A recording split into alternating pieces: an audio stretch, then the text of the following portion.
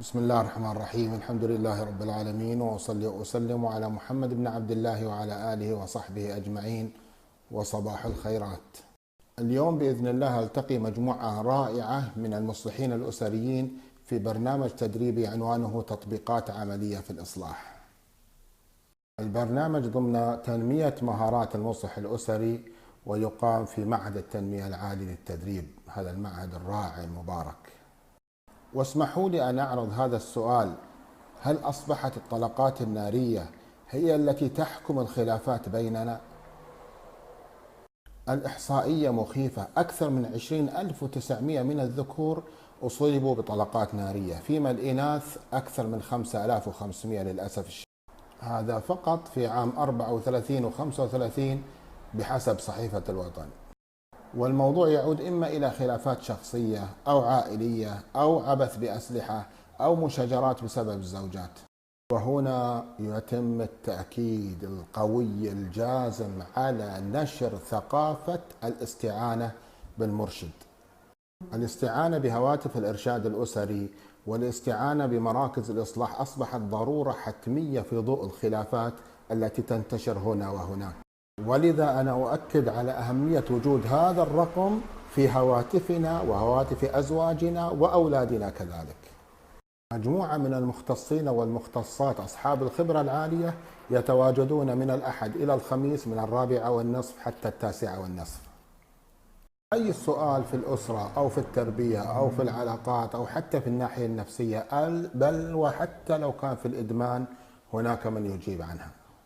وأيضا لديهم مكتب صلح رائع وقوي ومتحرك فيه من الإخوة والأخوات المتميزين ولله الحمد.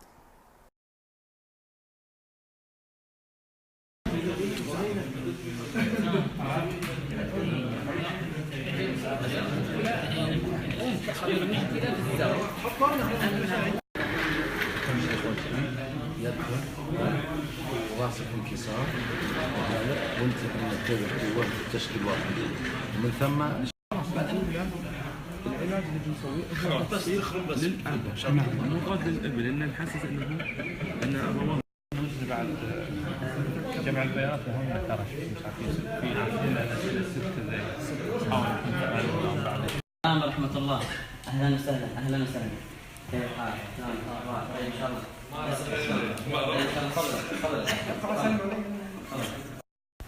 أولا توكل على الله سبحانه وتعالى في حل المشكلة. ثانيا كل مشكلة ولها حل، يعني لا تخافوا مشاكل موجودة فيما بيننا احنا نحلها إن شاء الله. وطيبة، لكن بعد عدة سنوات من زواجنا بدأ يهيني بألفاظ بذيئة عندما أتناقش معه.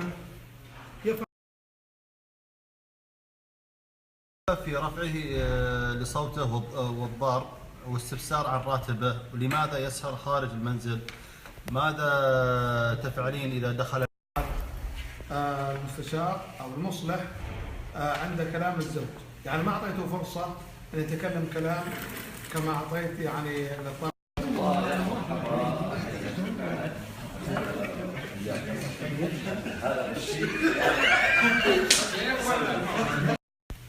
ولدي معنا طيب، لكن عنده مشكلة وهو كثير العناد.